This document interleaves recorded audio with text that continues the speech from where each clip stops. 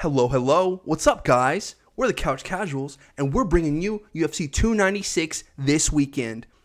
I'm here with my lovely host, It's Kyle DiOrio. I'm here with my host, Robert Dylan Vasquez. What's up, guys? It's been a hot minute since we brought you the latest card. UFC 295 was far from a bust. Bragging rights here, massive fights there. This is one of the, if not the biggest undercard of the year, and our last pre-show. Kyle, how do you feel about that? It's been a long year. It's been a long year. It's been a fun year.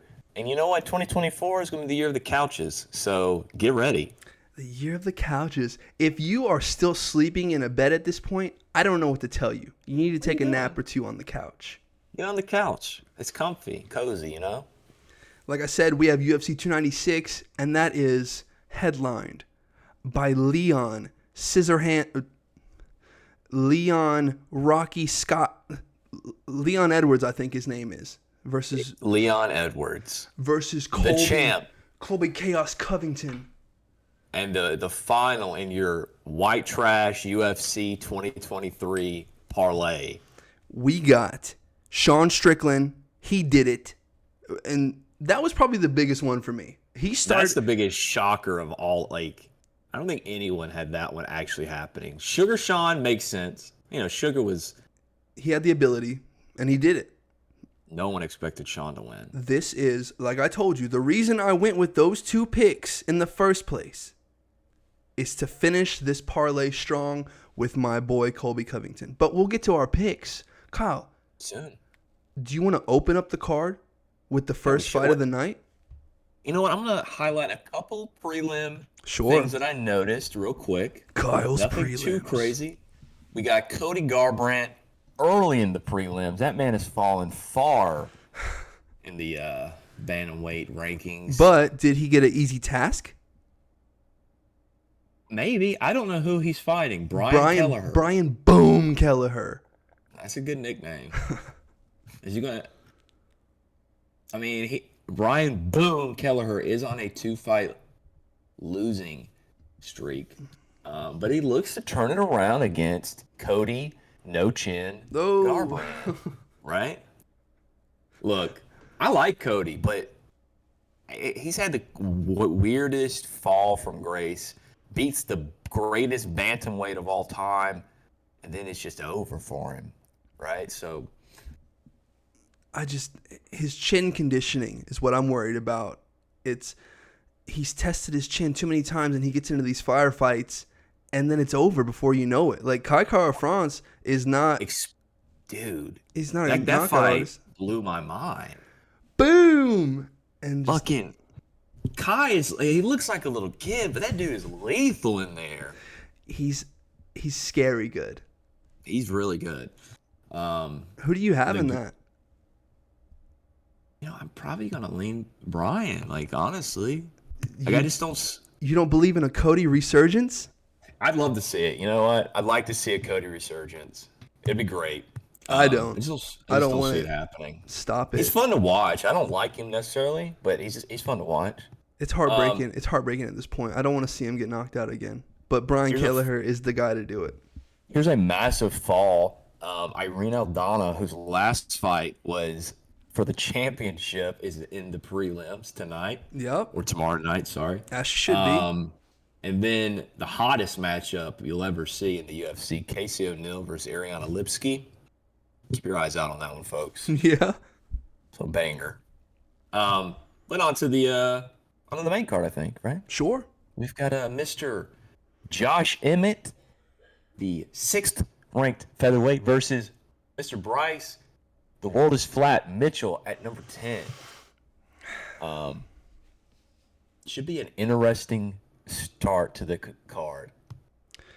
I'll tell you this, Josh Emmett, he can take a licking, bro. He can take whatever Bryce is going to throw at him power-wise, but I don't know if he can take whatever Bryce is going to give him pressure-wise. And when I say that, I need a full camp, a healthy Bryce Mitchell, because he stepped in against Ilia Topuria. I think that's how you say his name. Yeah. and just looked amateur. Which He really did. Ilya is fighting for the title, so it's possible that he just is that good. But man, I just want a full and healthy Bryce. And I mean, Yair Rodriguez, that interim title fight they had, Emmett looked completely out of sorts. He didn't have anything for Yair. Yair was sharp and was ready, and I don't know. He's up there in age, is he not? He's kind of an older guy now. He's for UFC standards. Of course. You could say he's seasoned. I don't know exactly how old he is, but I believe it's above 34. I think he's like 36, 37, yeah, which it's older for fighting. He's not an old man, but No, not by any means. Yeah, I think Bryce Mitchell will I think Bryce will get it done. You got Bryce? I got Bryce by tap. I don't remember which round I picked, but I think Bryce will get it done. I got Bryce as well. Shout out to the camo shorts. Shout out to youth. Shout out to all of that. All of it. Yeah, I don't know. I don't know how Josh gets it done. If he does get it done, he's a really good knockout artist. I think the last person he knocked out was Michael Johnson. I'm not sure, but that was in round 3 after getting battered up by MJ for 3 rounds, I think. That's probably his way to go if it happens. Like a lot of these are really close matchups, and even if you look at the odds on a lot of them, most of them are fairly close, I think. Nothing too crazy. Well, I say that. There's 2 that have significantly different odds, but like there's older fighters in both of those 2 fights. So. Well, it's in Vegas. You never know what's going to happen. We always bet on the underdog. Well, not always, but it is smart to go to DraftKings.com/CCMMA and put down a 99% discount on your bets. Of $1 or more. Of $1 or more. So yeah. We're here to put money in your pockets. We don't get paid. We're trying to get you some money. We don't get paid to do this podcast. Ah. But no. If you're a fan or if you're a friend, we're trying to put some money in your pockets. On to the next matchup. Oh, this is an interesting match. You want to announce this one? If we're going in order, I believe that this is the first fight of the night that we will separate picks on. Oh, you think so? Okay. Actually, I know for a fact that from here on out, from the Bryce Mitchell fight on, we are divided on every single fight of the night. Oh my goodness. This is going to be interesting. Okay, so I'm looking at UFC.com. The next fight they list is T. Ferguson versus Patty the Batty Pimblett. And if you're different than me, then it's a lot of this one kind of shocks me here. Who you got? I want to hear it. I want to hear you say the words. I, with my heart and with my head, am going with Patty the Batty Pimblett, the Scouser from across the pond. I don't give a fuck. Dude. And I'm proud. I'm so surprised by this pick. Really? I thought you were Ferguson for life, bro. All the leaves are brown. I'm going to speak at Tony Ferguson's career funeral on Saturday night. You think this is it? If it's not, I think the UFC should. So, I am going Tony Ferguson here. And why is that? There's a lot of heart in this pick. A little bit of mind. I could see Patty winning, obviously, but I don't think it's as bad of a matchup as maybe the next one we're going to talk about. That we're going to flip-flop again. But I'm picking with my heart, and I want to see Tony win. I don't know if I love the Hell Week, just like less than a month out from a fight. Now, for people who don't know what that is, can you elaborate? So, if you know who David Goggins is, I don't really know what is he? Is he just a famous Well, athlete or military guy, or what is he? respect. He's a former Navy SEAL. Yeah, okay. Okay. He specializes in Hell Weeks. And what I mean by that is he went through some odd amount of Navy SEAL training where it's just weeks on weeks on weeks of endurance specialty, and he's the man. Like, he This dude para-jumps. is the Terminator. Like, this dude's a Terminator. Can't stop, when it won't comes to stop. that kind of stuff. Of course. And Tony Ferguson is the first man to apparently have passed one of his Hell Weeks, so the intense training he puts people through, which means he could very easily be just fucking drained still. I don't know how. It was like a month ago, maybe Maybe a little under a month ago. I don't love that, but it's Tony, so Which, if you guess look we'll at see. if you look at Tony Ferguson and his whole career, whatever, the only two things that he doesn't need are conditioning and mental fortitude. And that's what he got out of the David Goggins Hell Week. Yeah. So it's like, was he out of sorts these last six losses in a row? Was he out of sorts? Did he need that mental boost? Look, just because I picked Patty doesn't mean I'm not rooting for Tony. But I just think that if you're that, I don't want to say lost, because I don't want Tony coming at my neck.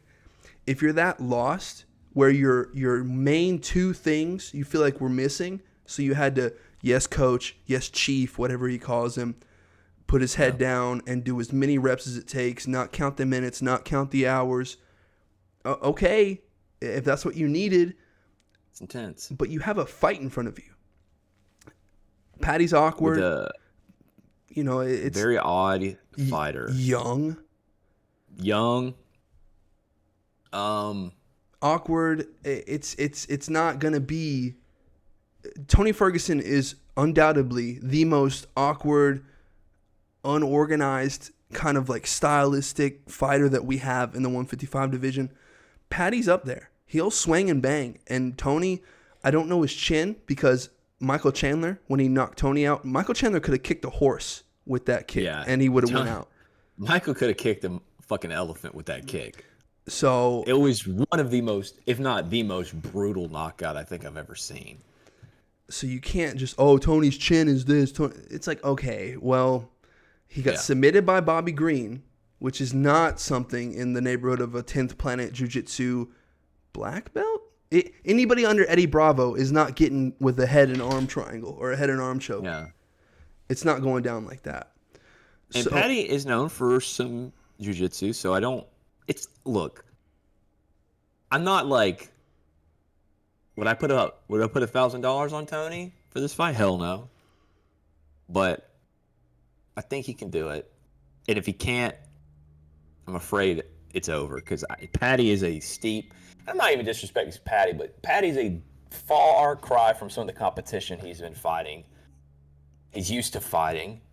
And if he can't beat Patty, who do you beat? Who are you going to beat? Well, Patty's unranked. I think you're right. I think we're both being a little harsh on the career thing, but for sure, if he loses to Patty, the title run is over. There's no chance. There's like a 0.1% chance. It all started with my brother in arms, Charles Du Bronx Oliveira, when Tony, that was the first kind of. Well, no, we're forgetting Justin. That fight was on short notice after he cut weight twice. Was it? Okay. And it was the pandemic where there was nobody in there. It's like that wasn't. What I didn't like about that fight was like, I only took so much damage. So much damage. I only took I don't think I've ever seen a fighter take more damage and not go down. It was getting very ugly. Very ugly. It's up there with the Max Holloway versus Calvin Kattar. It's the most one-sided beatdown. If you guys haven't watched that fight, if you're in a good mood, don't watch that fight. Tony Ferg versus Justin Gaethje. The opening of, I think it was April 2020, right when the pandemic hit. That's about right. And Khabib flew home. There was this flight. It was supposed to be Khabib and Tony for the 5th time, and then Justin Gaethje steps in, and Tony's like, I don't give a fuck who it is. I'm here to entertain the fans, and he will always be in my heart. He will always be one of my favorite fighters stylistically. and he will always have a spot in my top 10 lightweights of all time. For a lot of my friends who are, watch UFC more recently, you really, and I didn't watch Tony at his heyday, but I have gone back and watched a lot of his fights. You should go back and watch some of his older fights because this dude was the fucking man. You didn't want to fight Tony Ferguson. He was fucking terrifying. Scary. It's the polar opposite of what he has been in his last 6, unfortunately. Say it again. How many? Last 6? And he's going to go out there and beat an up and right, which we can argue over the Jared Gordon thing. I don't know if Patty won the last one. Fight. But he should have lost the fight, but whatever. He's on to the next, and if he can do it against Tony Ferguson, if he can finish Tony Ferguson, he's going to get a number beside his name. He's going to join the rankings. You think he gets a number off of that? Yeah. And if not, then he's definitely fighting 10 through 15. Let's look at the top 15 lightweights. I just want to see who he have to pass there in the top, like 15 to 10. I don't know those guys off the top of my head like that. Well, because Bobby Green got a number after beating Tony Ferguson, and I don't know about the fight versus Jalen Turner. Well, the top 15, Drew Dober, Bobby Green, Renato Marciano, Moicano, I can't say his name, Benoit Saint Denis, RDA, Jalen Turner. That's 15 to 10. I don't see Patty isn't above any of those guys with the Tony win, in my opinion. Well, it's not like he has this legend killer mentality going in and beating all these old vets, a la Anthony Smith. But I'd like to see the RDA fight. I would like to see him continue on this run of legends. The Drew Dober fight. It would be a fun fight. I just don't. There's a little bad blood there, isn't there? If I remember correctly, from way back. Probably. I might be thinking of someone else, but let him run into Benoit Saint Denis. No. That'll stop him real quick. I mean, no. I learned that lesson picking against him last month, and it's going to be a long time before I pick against Benoit Saint Denis. You have to give him Dana White privilege, and you have to size him up at least until he gets into the top 10 with favorable matchups.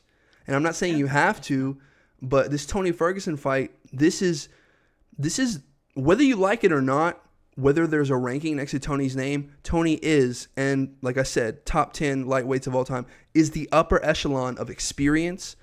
Oh, yeah. He's a vet. He's stone cold. He wears his shades, and he has his blades. So I'm ready to see it. I want to see what happens if he brings Patty into some like really dangerous waters, gets him cut, gets him really reeling. I want to see it happen. But yeah, we can talk about what's next for Patty after next week. But I think it's time to move on. I think we said all we could say about this fight. Let's move on. You got anything else? I got Patty. That's all I got. I got Tony. All right. Next fight on the card, as listed, is Shavkat Rakhmonov, number 5 in the world at welterweight, versus Stephen Wonderboy Thompson, number 6. And this is the one where I go completely against my heart. I will not be rooting for the fighter that I picked, but I think it's a fucking tough matchup. Really? Yeah. I think this is going to be very difficult. So can I ask you a question? Of course. What's the last Shavkat Rakhmonov fight that you saw? Let me look at his record. Make sure that I haven't missed any. Sure. Because I can tell you the exact one. That you saw? Yeah. Who was it? It's Jeff Neal. Didn't he get... What was the finish to that fight? Shavkat, he choked him out standing, so that was pretty scary. But, yeah. What round was it? The third? I don't know, because the UFC's the website third is dumb, huh? has that fight listed as if it didn't end. Was this fight like overturned for some reason? Ooh, I don't know. But he beat Jeff Neal and then called out Colby Covington. I think that was in March, maybe May. It's one of those. And it impressed me. But if you're getting pieced up by Jeff Neal, what is one of the best strikers in the 170-pound division? My old coach, shout out to my old coach. What is Stephen Wonderboy Thompson going to do to you? I hope he knocks him out, honestly. He's going to break his hands on Shavkat's face, just like he did Vicente Luque. Poor Vicente. And that's that. I think that Shavkat has good wrestling, but I don't think he has Usman wrestling. I think he doesn't have Usman wrestling, but like I said, I 100% want Stephen Wonderboy Thompson to win this fight because I want to see him. I want to see him get one more chance at gold. And with Usman not at the top, I think there's a legit chance that Stephen could beat anyone in the top 5 right now. Of course, that's why he's been there for such a long time. But I don't know. This is where I'm the opposite, where you were against Tony last time. I think it's the same fight, except Shavkat's much better than Patty. I agree. I'm saying, no, like... I just don't know what momentum Shavkat has. It's been 6 months plus since he fought, so it's like, I know he skipped his sister's wedding to train for this fight, so he's locked in. But training and being under the big lights they're two different things. I mean, Thompson hasn't fought in a year. I didn't realize it's been that long. I just think he has the experience to make up for that. I hope so. I think you put a body in front of him, and he's going to do what he does. He just can't. We'll see. He just can't get too carried away with the striking and ignore any of the grappling because he knows Shavkat's game. Whereas if you have a Tony Ferguson, I mean he went to Michigan, something like that, Michigan State for wrestling. He's got all the wrestling credentials. When he fought Kevin Lee, he's not scared to go to his back because he has the jiu-jitsu. He's got wrestling for days, same as Justin Gaethje, same as Michael Chandler. But these guys, they use it for defensive purposes. Yeah. He knows that Shavkat is going in there to offensively wrestle.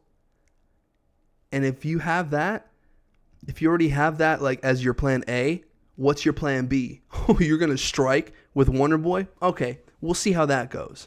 I hope you're right. I do. That's just my analysis. That's my breakdown. I don't like seeing Wonderboy lose, especially to the likes of Gilbert Burns. When it comes to upper echelon, all they do is wrestle fuck him, and that's not okay with me. There's a lot of that in the top 5 of the welterweight's very wrestle heavy. Mm-hmm. Which is crazy to say now that Leon, your champ, who's very the opposite of that. He's got good defensive wrestling, and he does. He proved that. When he beat Kamaru, that gave him, I think I'll attest to Joe Rogan's theory of that gave him a 30% boost. You're the champ. Like, you're the shit. You're the best in the world. So anything you do, like, you're just locked in. But that being said, I have my old coach. I will never, ever pick against him. This is a chance for me to, I might go with the opposite or the opposition, the other guy, but I won't. I am steady and I am strong, and I believe you're right on this one. I believe this one. I hope you're right. He can do it. He can do it. If anybody can do it, Wonderboy can do it. Okay. I say this probably every time, but like some of these fights can be really tough to pick. There's a lot. These guys are good, and when you get to these upper echelons, so this is the biggest difference in odds on the card. Shavkat being a minus 650 favorite, whereas Patty was only like a minus 310. That's the second biggest on the main card. I don't like that's disrespectful to Stephen Thompson. I don't think it's that big of a. Even these crazy odds sometimes aren't right, Well, when you're at the top of the top, it's like it's a fucking coin flip sometimes. All that is numbers. Their numbers are rolling into Vegas, and people are like, oh, another wrestler versus Stephen Wonderboy Thompson. You think his camp hasn't been wrestling heavy? I haven't been there. But you think his camp hasn't been wrestling heavy or wrestling oriented, or even if he was just to train striking? Wonderboy's done it for as long as you can do it when it comes to being in the top 10 of the welterweight division. Yeah. The So weirdest striker in terms of UFC. mhm. Like, people aren't used to his karate style. You don't see it a lot. You don't see it ever. Who's another karate technician in the UFC? I don't really know. I think there's at least another one or two, maybe. Well, But Henry Cejudo has the stance. He's not a karate technician, but he right, has that stance where which also Olympic gold medalist, he'll give you the front leg. He'll give you that leg where because it's like a squatting motion, yeah, and he'll give you that leg all day. It's just do you bite on that? And what does he have? I think Wonder Boy's is southpaw. So like, what does he have for that? If he like, okay, grab my leg or go for the single or whatever you want to do, you do not, Shavkat, you do not want to stand with Stephen Wonderboy Thompson. I hope I get all the other picks right except for this one, so I have bragging rights. But I can be happy that Steven won. We'll see. I've said all I can say. Shout out to I- my old coach. Shout out to my old gym. You know what? Always. One more thing. Sure. How do you feel about Colby calling him a fucking Pedo. Like that's Colby's a dick. If you guys didn't see the press conference, it's really, really, really hard to talk shit on Stephen Wonderboy Thompson. And Colby, like Tyron Woodley couldn't do it. Not many opponents can do it because Stephen is just so nice. Colby found something, just a little inch of something, and he got a mile out of it. It doesn't look good. It doesn't look good. But like a true champ, like a true mensch, shout out to Ariel Helwani, Stephen took it on the chin and goes, hey, man, one of my kids would probably mess you up. You know, Yeah. he goes around, picks kids up on the bus. It's a very healthy after-school program. I've been to the gym myself. Yeah. I hate being like, oh, I went to the... No. He wrecks kids in dodgeball. He mutilates children in dodgeball. That's about the worst I can say about Stephen Wonderboy Thompson. He gets those little floaty balls, and he'll nail a kid in the nose. But Good. that's the worst that I've ever witnessed him do to anybody younger. So fuck Colby for that. But Fuck Colby for that one. fuck Colby for that one. But it's not the worst thing he said at the presser. No, it's definitely not. And he said it with like this face that you could tell he was really just grabbing something. Like you said, he was just reaching. But yeah, just want to bring that up. On to the next fight. Our first title fight. The flyweight championship that doesn't feature Brendan Moreno. Brandon Moreno or Figueiredo for the first time in years, it feels like. Yeah. Alexander Pantoja versus Brandon Royval. This could be fight of the night, really.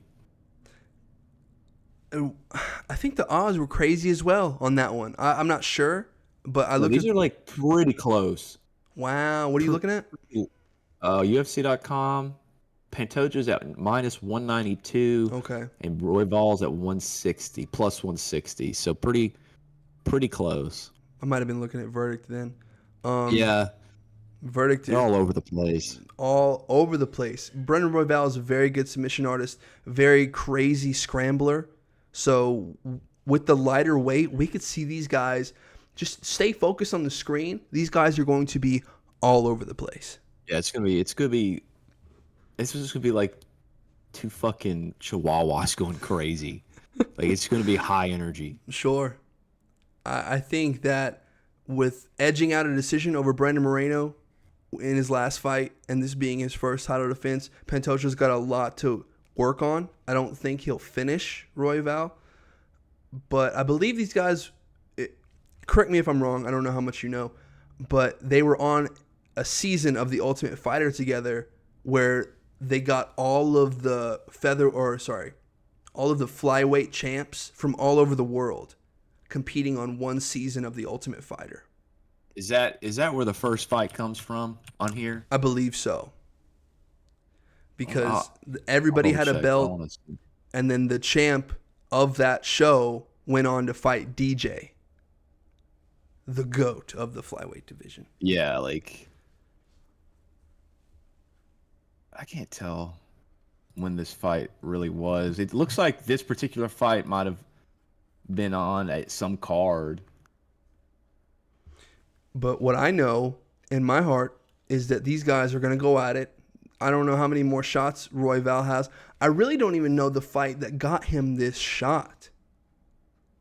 Yeah, I remember them announcing him getting this fight, and I wasn't 100 like shocked, but I was like that.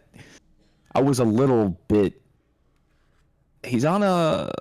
So his last loss was against Pantoja. And then he's been on a 3-fight winning streak. Bon Torin, Schnell, and Nicolau was his last fight. Nicolau. Matau, I don't know how you say that. Matau. But his last 2 losses, Pantoja, and right before that was Moreno. So, like... Wow. We'll see what happens. We'll see if he can break that upper echelon, that top-tier fighter. Which I guess that's on us, but as much as it's on us, I think it's on them, on Moreno and Figueiredo. I mean, by taking most of the spotlight from that flyweight division after Cejudo left, and it was just Figgy and Moreno and Figgy, and like I'm not paying attention to the rest of the division. No, not like that. It was those 2 guys. Kai France got in there a little bit. I really like Kai, so I hope to see him back up there. But yeah, it's been a. I don't know if it is. Would you say there's a lack of talent at that? Not. I don't want to say lack of talent. Lack of hype. Lack of hype. And when you get to these smaller men's weight classes, they do feel smaller. Like there's not as. I guess there's just not as many men that are going to be that small. There's not as many knockouts. There's not as much power. Yeah. It's really technique based, and there's nothing more than a just like a casual fan in general. There's nothing they love more than just power, grit, bite down your mouthpiece and go for it. We don't watch it for the technique a lot of the time because it's like you want to bring your friends over, you want to sit on the couch, you want to crack a couple open, you want to eat some good food, and you're like, these fights are about to be awesome. Blood, just bleed, kind of vibes. I think a perfect explanation to that is like outside of his personality is Israel Adesanya's fall in popularity because he had so many quote unquote boring fights. Yeah. Because he's very technically sound and that he wasn't, he's defensive. He's very much kind of like a Floyd Mayweather type where he's not. It's not going to be the most exciting fight always. He definitely had them in him, but a lot of them were just like defensive. Take what you can get, and people didn't like watching that. Well, with him being such a good counter striker, to your point, for him to be such a good counter striker and such a, I guess, matador. Yeah. He had to have a bull on the other side. He had to have somebody that wanted to go because you have his. Go ahead. Yeah. Like I was saying, his best fights are Kevin Gastelum, who brought it, and just for all those that didn't know, I was there for that fight, which was amazing. Paulo Costa really kind of brought it to him, but then a lot of these guys who didn't, Romero. What a fucking shock that fight was. Frozen like Elsa. You're thinking that, okay, Romero is going to go eat this guy and just like. And like Izzy's win over Alex had put the pressure on early and quickly, unlike kind of like that first fight. And got. Yeah. You cannot go at Izzy without being as good or as equal of a counter striker because if he doesn't throw, then you have to throw. And if you don't throw, then nobody's throwing. So I feel like Sean Strickland, when he beat Izzy, not only did he bring it, he was ready for His defense was maybe the best defensive strike you've ever seen in a UFC fight. I think. I mean, there's been really good defense, a la Cody Garbrandt and Dominic Cruz. Oh yeah, that's it. The dodging in that fight is what I remember the most. The slips and the slides, whereas Sean had the parries with that Philly shell ready to go. They set my boy up. Anyways, he took down a whole gym by himself. Anyways. He really did. Anyway, I have tangent there. I have Brennan Royval. I got Pantoja. I know you would have Pantoja because Well, that's just the kind of casual you are. You know, I like my Brazilians, and you hate them, so it's like it I is don't, what it is. I don't hate Brazilians. I don't like You them. hate them. You hate them. Shout out to You think they're Brazil. dirty. Whoa! Brazil. It's not like they're gonna see this. They don't have computers. This is the most coin flip fight on the card, in my opinion, though. I think that this one's very close. Well, can I tell you something honestly?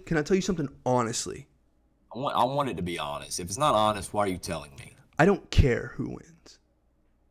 For the first time in a while, I don't care. I'm not emotionally invested in either of these guys either. So like I don't. The rest of the card took my emotion away. Fine. The rest of and that's fine. You know, I hope the best for Brennan, and I like Pantoja. I hope his dad's proud of him. I don't care. So we'll see. Yeah. But I got Brennan Royval. Yeah. I think there's a very good chance we say this is fight of the night after it's over. I hope these guys put on a show, because to overshadow the rest of the card, you're going to have to put on a fire fight. Put it on. I think they will. And now, on to the main event, and maybe one of the ugliest fights I've seen or ugliest press conferences since Khabib Conor. It got a little ugly. It got dark. It got really messed up. It got dark. Leon looks very stressed already, which I don't like. I mean, he's taking you on. Want to tell the fans what Colby said that really upset Leon? So for the main event, you have Leon Rocky Edwards versus Colby Covington, Colby Chaos Covington, and he brought exactly that to the UFC 296 press conference. He really did. Colby said a lot of things. Colby said... everyone caught some strays on this one. Colby was firing on all cylinders, and he was coming for everybody's neck. Ian Garry is very lucky he wasn't there. And he still caught some shit. He still caught some shit. God, I wish Ian Garry was there. That was so lame. So, respectfully...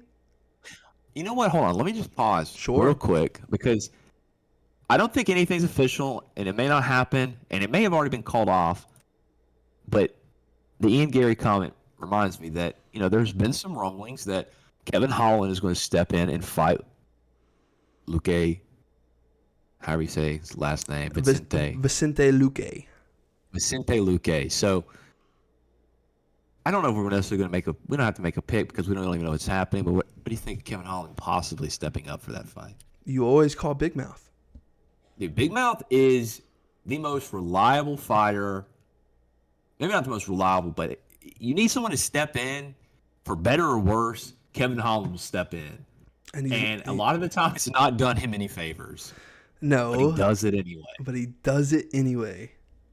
That's why everyone loves Big Mouth. I like Vicente in that fight, but I will never, ever pick against Kevin Holland. Ride or die. Yeah, Kevin's the man. I'd love to see him go on a nice little win streak. You know what? He's a fighter that, to me, has got this mentality. It seems to me that I don't know if he thinks he'll ever get to the title shot, right? So I don't think he cares about his ranking. So he's going to get as much money as he can out of the UFC. Sure. And how you do that? You take every fight you get the opportunity to take. Every single fight, you get as much hype as you can. You get the right opponents, the ones that are going to dance with you. Because if you don't, then you definitely don't want to be a part of the most boring fight of the night. I'll tell you that. And people they misunderstand that. They're like, oh, well, I still got the dub. It's like, okay, but you lost 30,000 followers or fans because you were boring, bro. Nobody wants to see a boring champ. Nobody wants to see Bilal Muhammad fight anybody. I forget the name. That's one of my least favorite fighters his personality sucks. It's not the best. And so when you have a guy like Kevin Holland, he goes out there and beats Vicente, he could be fighting Bilal. He could, this is what Holland's, he's very high up on the rankings to be as, what's the word? He's got the Nate Diaz effect. Win or lose, people want to see you fight. Yeah. And that's He what's brings important. it. That is what is important. It does not matter. Split decision. The guy, I think he went to a decision with Wonder Boy. With a broken arm after round 1. So it's like, come on, bro. You're talking about one of the best strikers in the 170-pound division. Used to be 185 until they realized, okay, these guys are just going to ground and pound me. Like, that's about it. That's all they got. Let me go down to 170 and actually do work. Kevin Holland's the man. He lost to Stephen Thompson in a fight. Honestly, he looked great in the first round. I think he probably won the first round, but he broke his arm in the first round and really couldn't do anything and lasted the rest. So, the dude's a stud. Wait. Okay, no. Apparently he did TKO Kevin Holland. Did he? By the fourth. It says 4. I wonder if that fight they waved it off in between rounds. Probably. I don't fully remember. Probably. Like I said, it's been a year. We're on a fucking tangent again. I mean, there's a lot to talk about when you talk about the welterweight division. It's not the premier division because I still believe that 155 is where it's at. Yeah. But when you have, these are undoubtedly the top 2 welterweights going head to head. And I got my red, white, and blue on. I know Kyle said earlier that I'm a red coat, and he's literally wearing a red coat. I got red, white, and blue going on. So I'm for Team Kolb. I'm for Team Kolb. Old Colby Covington. I mean, I think this is Colby's last chance at a title. For sure. And a lot of the people, executives included, fellow fighters included, say if Usman wasn't the champ would be Colby Covington. And this is the chance for him to go 1-2 because he's not getting that one back on Usman. I think Usman just has his number. The wrestling is there. The striking, Usman's not known for his striking. Kind of gave it to Colby because you do have pressure, but you have that Nick Diaz pressure, that pop, pop, pop, pop, pop. I'm going to hit you with 1,000 shots, and maybe 100 of them are going to hurt, whereas Usman is going to hit you with 100 shots, and maybe 50 of them are going to hurt. So, yeah, Usman's power was, when you have power in your jab, by that period. When you finish Gilbert Burns with a jab, you know you got some power. It's still one of the craziest haymaker knockouts I can think of is him knocking out Jorge Masvidal. Boom! Just watching the explosion of sweat and him just crumpling. You literally watched a dream die because that was it. That was it. And if Colby doesn't beat Leon, I think it's it for him too. It's it for the title picture for sure. You're talking about he's represented by Donald Trump, whether everybody likes it or not. He's got Donald Trump on his back. He's got somewhat the fans who understand the cringe. You have Cejudo cringe, which is like, bro, what are you doing? And then you have Colby Covington cringe. You have Covington cringe, where it's like, oh, okay, like he's doing the WWE stuff. Like I've grown to appreciate Covington, his persona he plays. I will say he dropped a couple low blows at the last press conference, but it seemed to work. I think Leon is very emotional right now. Well, respect to Leon's dad, like what I was saying. Respect to Leon's dad. Leon lost his dad when he was 13 years old. I think he was killed. And Colby says, I'm gonna go in there. I'm gonna put pressure on you. I'm gonna drag you to hell, and we'll see your deepest layer of hell. We'll see your dad there. We'll see if your dad's there. Yeah. And Leon was very visibly upset. Threw his water bottle. He's either gonna come in there with too much on his brain, or he's gonna have that like focus that you get when you are stupid mad and you really want to win. Sure. It's one of the two. I did pick Leon. I think. Go ahead. This is a better matchup for Colby than Kamaru was, but I also don't think Colby can wrestle fuck Leon like he did George. Mm-mm. And I don't think Colby can win on the feet against Leon. So we'll see, because you have Leon fighting on his back foot versus Kamaru, and it's like he's losing for 5 rounds and then throws that Hail Mary in their second fight. A lot of people are like, oh, it was the first fight. No. No. They had their fight, then they had their second fight, and that's when the head kick in the 5th round happened. 2 minutes left. Greatest call ever by John Anik. He was losing because he was on the back foot. But when you see that head kick, they're mutually in the middle of the ring. They got separated by Herb Dean, by the way, for inactivity. I believe it was Herb Dean. And there's a caveat to this fight that I think a lot of people forget. And they did point it out a couple times. I forget where the fight was. It might have been like Denver, but it was some high altitude location. Salt Lake City. Okay, so high altitude. Usman gets there a week earlier to acclimate, and Leon did not. And there were a lot of fighters on that card that looked more sluggish than normal. Leon didn't look great in that fight. But if you watch the second fight, it was a close fight. Or the third, if you watch the third fight with Kamaru, it's a very close fight. We watched that one. Yeah.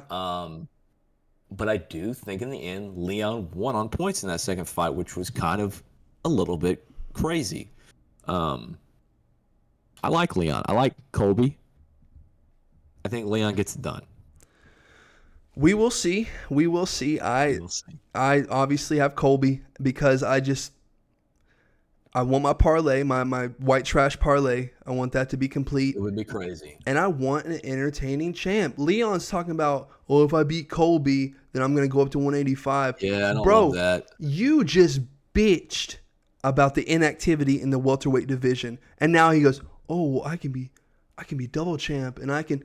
I'm sick of everyone looking for double champ. You need to earn the chance to be double champ, in my opinion. Clean out the division, like an Israel Adesanya or like a Alexander Volkanovski. You have to have no doubts left. And I hate to say this, and you didn't make me say it, but the double standard I would have if I didn't, Leon's got to fight Bilal. He does. Leon needs to happen. I can't stand Bilal, dude. I don't like Bilal either, but it does need to happen. You gotta fight whoever's there. The welterweight rankings really quick. It's scary up there, bro.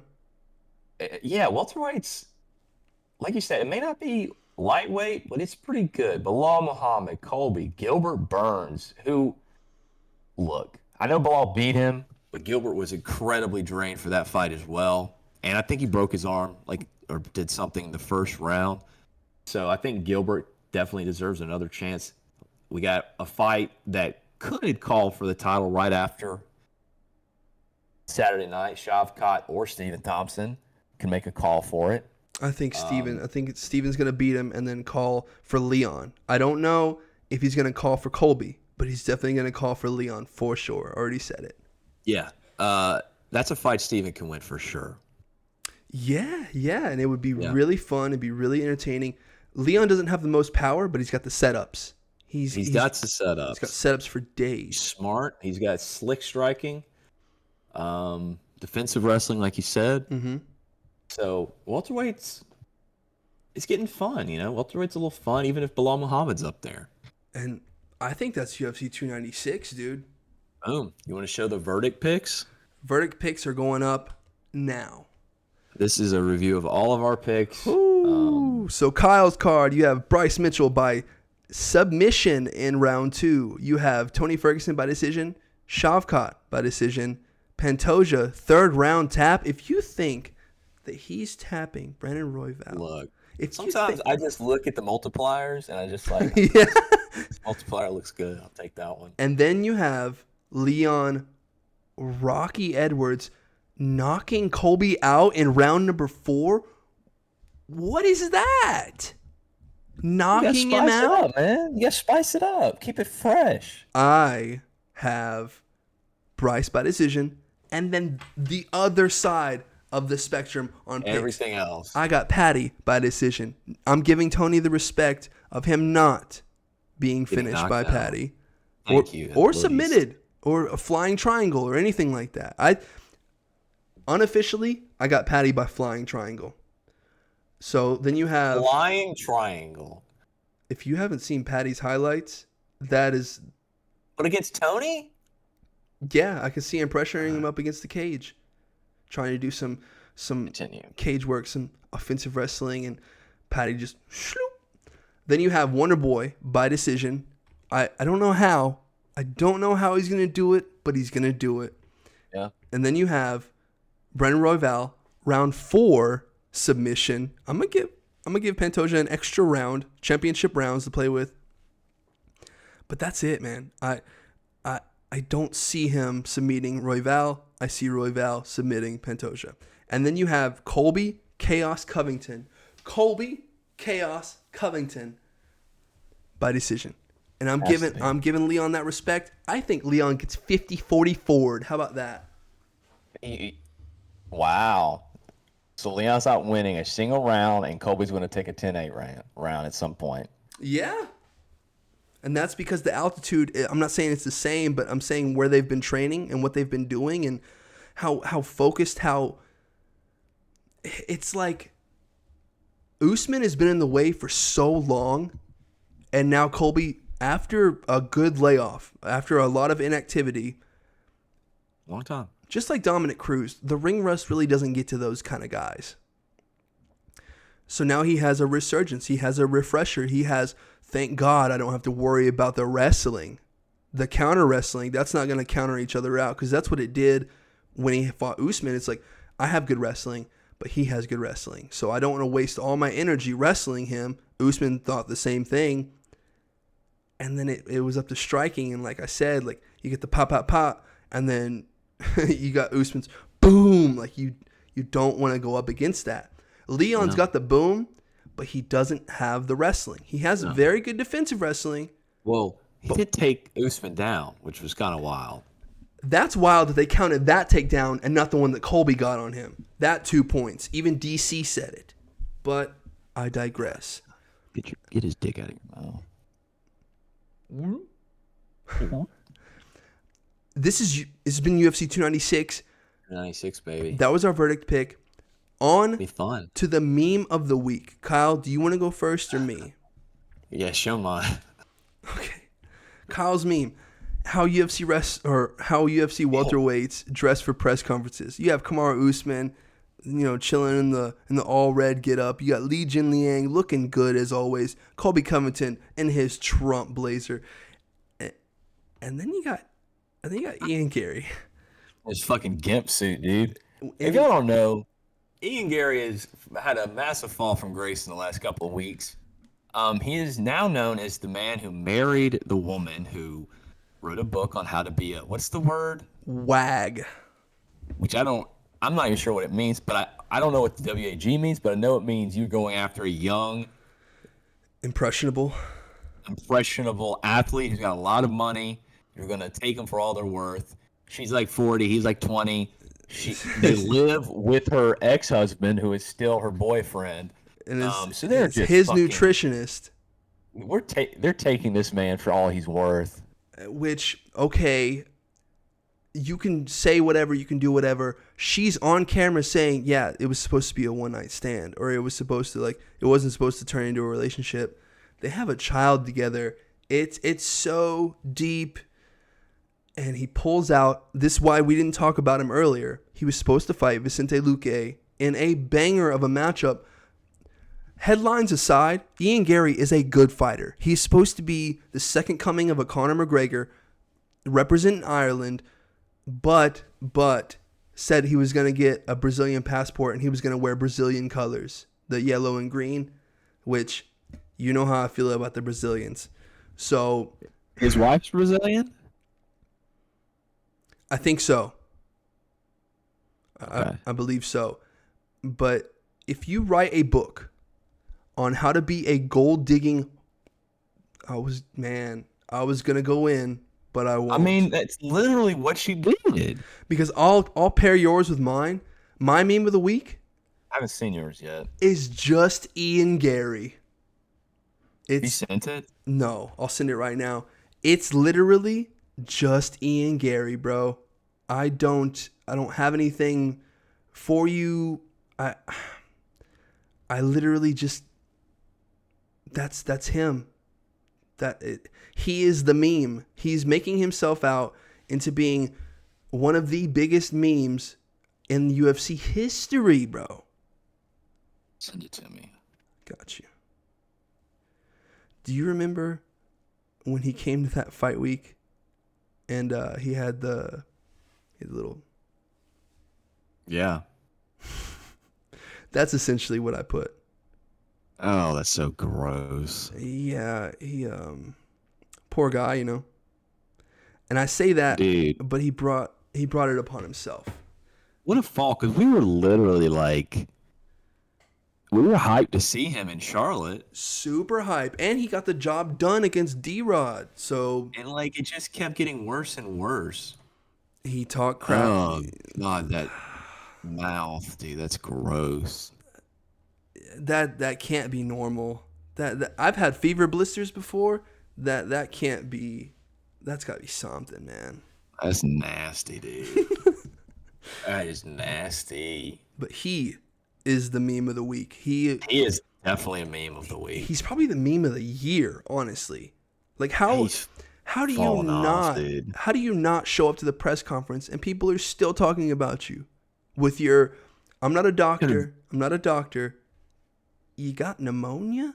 He conveniently gets pneumonia, yeah. Pneumonia, bro? Brother. You don't just get pneumonia, all right? You might have a fever. You might come down with proof. I need some proof that he's sick. I think he's crying. He can't handle it. He knew he was going to get fucking shredded this week. Shredded. And if you think, now, I'm not in Ian Garry's head, but if you think that you're, okay, I got pneumonia, I'm out of this fight week, the next fight, it's going to double up. It's going to be even more brutal because people aren't going to forget. Oh, well, they'll forget. I'm not going to be in the headlines next time. It might not be as in your face. Yeah, you are. But, dude, you're not safe. And I say this as a Ian Garry fan, used to be fan of his fighting, not of his personality. Because, like I said, he went at Jeff Neal, put his mugshot on a T-shirt. What is he talking about? He's like, no one's buying this pay-per-view other than for me. And like, no, bro, you're like... Nobody's staying up. Yeah, nobody's staying up till 5 a.m. to watch the main event. It's like... What's the main event for that fight? Because I'm pretty sure it was a good main event. It's a really good main event. I just don't remember which one it was. I can't either. If you look at his record, I could probably tell you. Yeah, I think we could figure it out. He's a fucking goober, though, man. He is talked about Neil Magny hitting his kids, and the context behind that. Oh, yes. Sterling versus O'Malley. Like, give me a break, bro.